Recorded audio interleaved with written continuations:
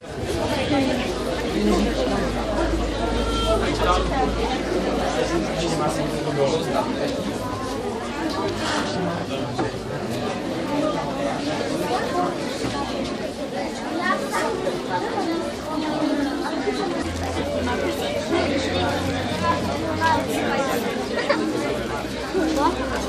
sme len malí smradi, keď do školy sme zavítali. Z diaľky si to pani učiteľka Čajdová na bicykli túruje a Jakub jej každé ráno bicykel parkuje. Aj napriek tomu, že sme boli hotentoti. Pani učiteľka naučila nás čísla kroky. Pani učiteľka, veľmi vám za to ďakujeme a nikdy na vás nezabudneme. Krušné časy nastali, keď tretiakmi sme sa stali. Pani učiteľka trúchla, tá nás neľutovala. Aj na prvé sveté príjmanie nám úlohy dala. Dobšinský s nami každé 2 dny trávil. Čitateľský denník každý z nás si spravil. Aj keď sme si museli nad príkladmi hlavy lámať, ďakujeme vám, že ste nás naučili, ako sa správať. Do päťky sme vkročili, veľmi sme sa tešili, že budeme veľkáci. No stále sme boli len malí žiaci. Všetko bola pre nás nová vec. Nová trieda, noví učitelia, no proste blázniec. Pani učiteľka Mravcová, s ňou nás slovenčina bavila. Krásne 3 roky, ktoré sa nám naplno venovalo. Keď sme pána učiteľa nezvala, na fyziku dostali, prvé 5 padali. Na geografii sme krásy sveta skúmali, s pani učiteľkou Bebejovou sme sa aj dosť nasmiali. Keď pani učiteľka Dlhopolčeková zahnala sa na nás a opýtala sa: mám pekne mokrú ruku, chceš dostať lícnu masáž? Z 9. ročníka sme mali celkom strach. No pani učiteľka Mazurová nás nenechala na pospas. Dejepis sme mali radi. Poctivo sa učievali. Pravek, starovek, stredovek, novovek. To všetko už vieme. Pani učiteľke Stranovskej za to ďakujeme. Pani učiteľka Stráňavová dala nám zabrať. Občianka geografia, museli sme makať.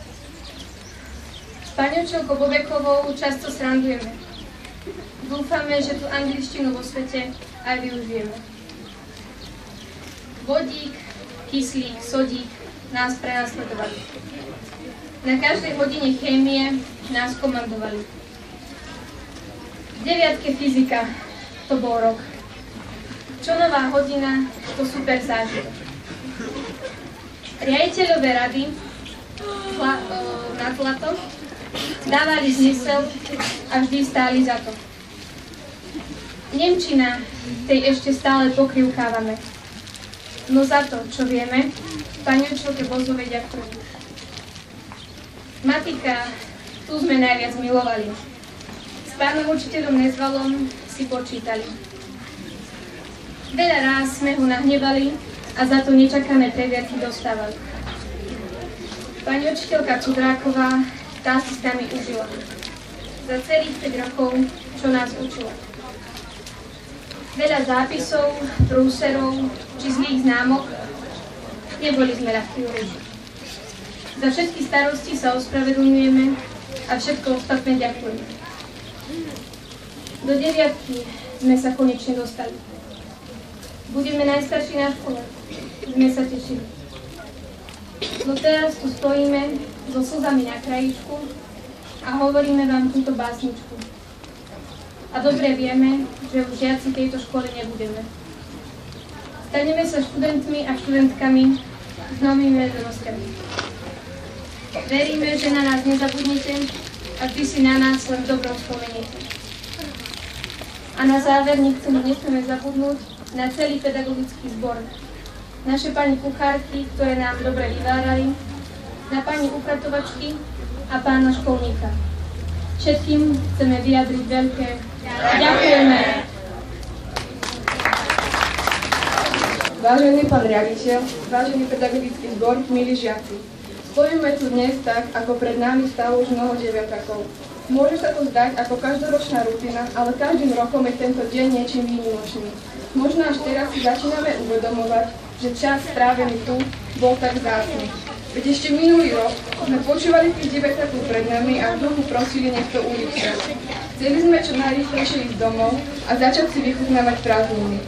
Vždy sme túžili, aby to ubehlo nejak rýchlejšie. Dnes vieme, že čas utiekol prirýchlo. Za tých 9 rokov strávených tu sa škola stala našim druhým domovom a ľudia v nej boli pre nás druhou rodinou. Spoznali sme nových kamarátov, našli sme tu oporu a ľudí, na ktorých sa môžeme spoľahnúť, či už medzi spolužiakmi alebo učiteľmi. Vtedy, keď sme prvýkrát prechádzali školskými bránami, boli sme plní očakávaní, radosti a nadšenia z toho neznáma. Možno sme sa aj trocha báli, predsa len nás pod tými taškami nebolo ani poriadne vidieť, aj keď teda počet nás bolo statočne. No šli sme do niečoho nového a hlavne neznámeho. Nebolo to s nami ľahké od prvého dňa a nikdy sme vám to neuľahčili. Už od samého začiatku ste sa nám snažili vytvoriť prostredie, v ktorom sme sa dobre cítili. 4 roky nám ubehli ako voda. Na začiatku 5. ročníka ju zobrali nový štúdiu.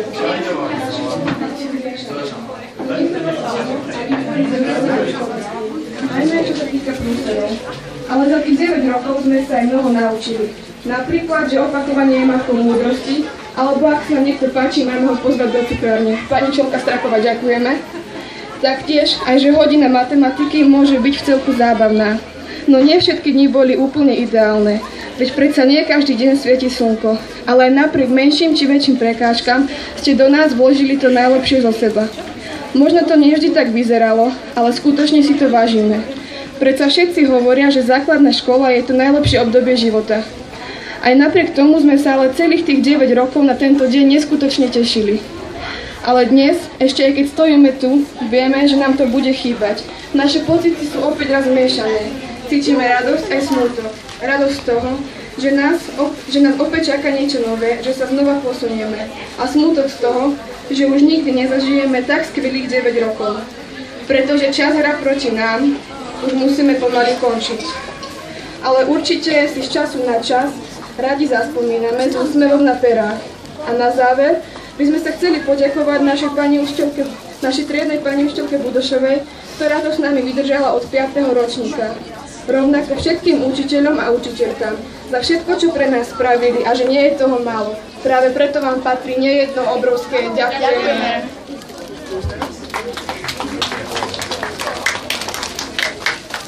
A nakoniec sme si pre vás pripravili našu verziu školskej hymny.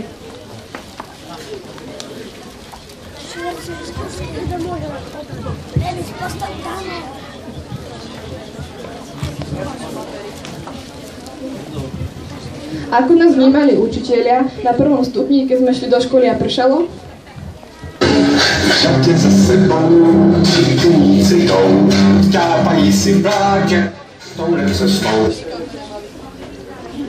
Čo sme si mysleli, keď sa nás pani učiteľka Cudraková pýtali, či ideme cvičiť? Chcem znamenie, áno či nie. Ako sa cítili chlapci na telesnej? Já zvedám těžký váhy, píšu si svůj příběh, oslověným přání. To sme si hovorili na druhom stupni.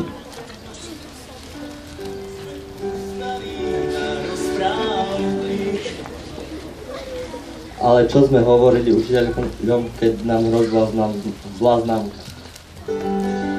Ale zase mladí na brehy. Čo sme si mysleli, keď sa nás to jedna pýtala, prečo sme chýbali? Ty môj kvítku medový, to si dovolí. Čo si učitelia myslia, keď vchádzajú do triedy?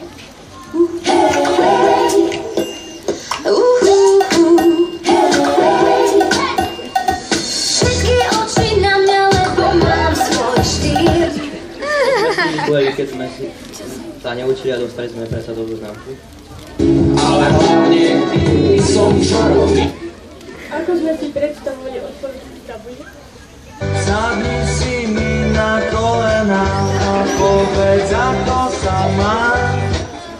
Ale čo sme si mysleli, keď sa nás pýtali na učivo predošlých hodín? Tej se hviezdy nad hlavou, ja mám pamäť deravou. Ako sme sa cítili, keď zazvonil zvonček na koniec 6. hodiny. Zvonek zvoní, škola končí, pod schody chce bieží. Aké boli pocity pri písomkách? Je ťažké na vlastných nohách stáť. Aj slamky sa chytám, keď život ma láme. Mám odreté kolená. Čo si mysleli učitelia, keď sme nesprávne odpovedali?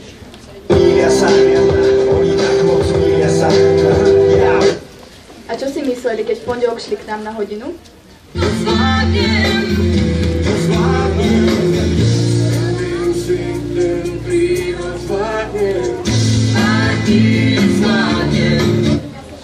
Čo môžeme povedať na školské obedy?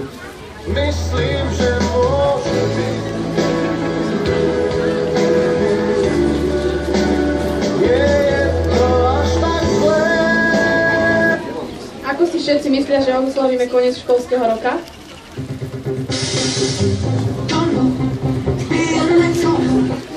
A aká je pravda?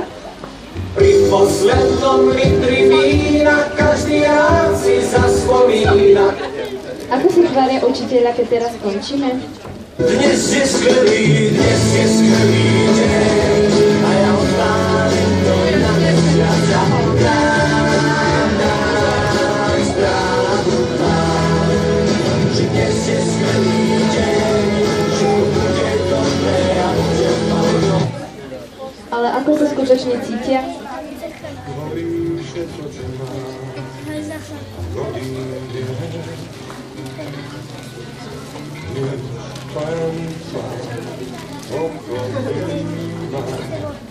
Ako sa tvárime my?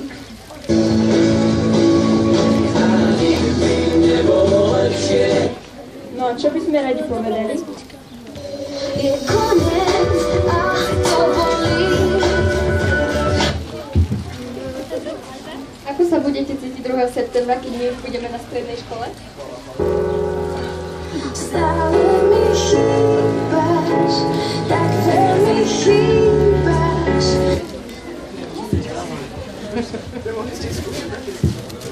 A čo je najhoršie na 9. ročníku?